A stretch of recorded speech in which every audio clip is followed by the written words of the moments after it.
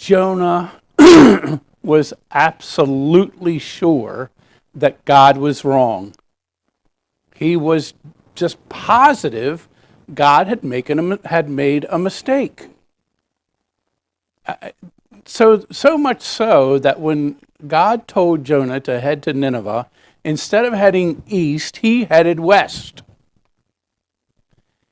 He was just convinced that God was, that God had gone crazy or something.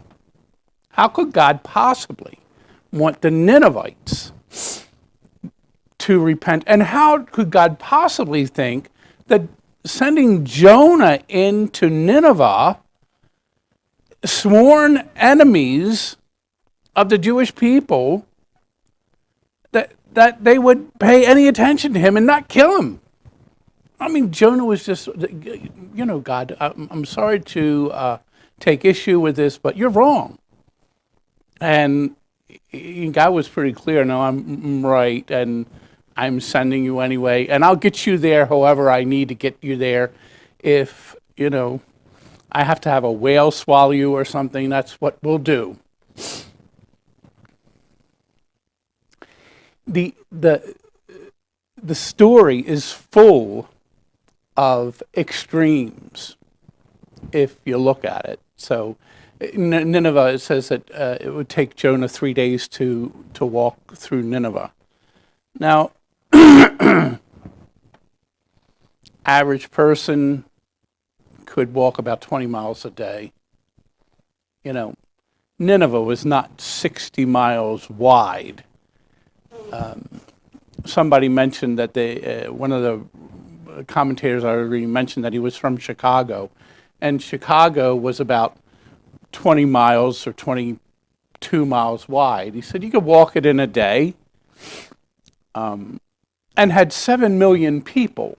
Nineveh had about 120,000 people. So there's this extreme thing. The whole thing about sackcloth and ashes for everybody, including the animals. Where do they get all that material from? It's just it's a story of extremes, and that's intentional, because what it communicates is God's extreme mercy.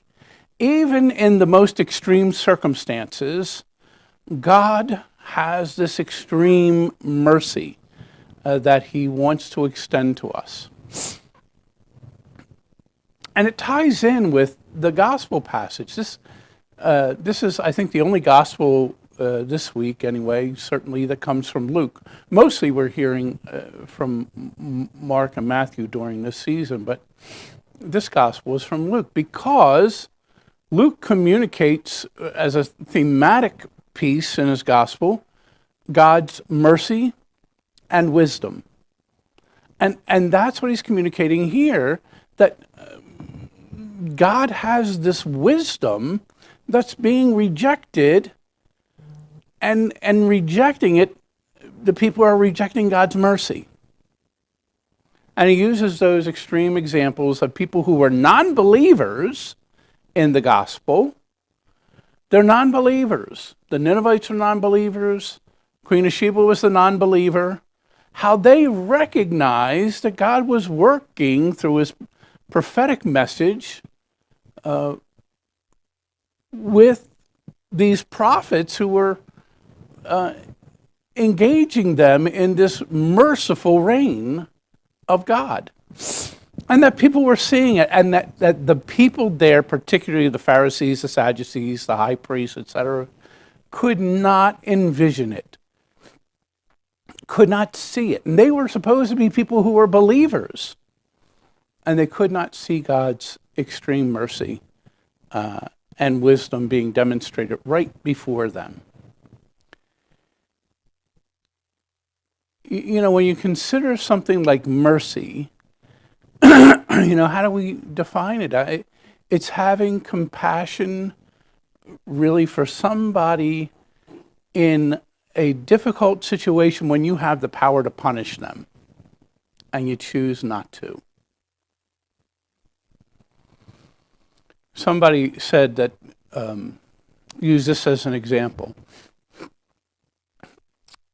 If you're speeding down the road and a policeman stops you and he gives you a ticket, that's justice. If you're speeding down the road, the policeman stops you and he gives you a warning, that's mercy. If a policeman sees you speeding down the road and you go to court with him and the policeman pays your fine, that's sacrificial love. And that's the kind of an example that we're talking about through Lent. Yes, there is justice, but there is also mercy. And beyond mercy, there's this sacrificial love that Jesus has for us. Mercy leads ultimately to that sacrificial love that we celebrate at Easter.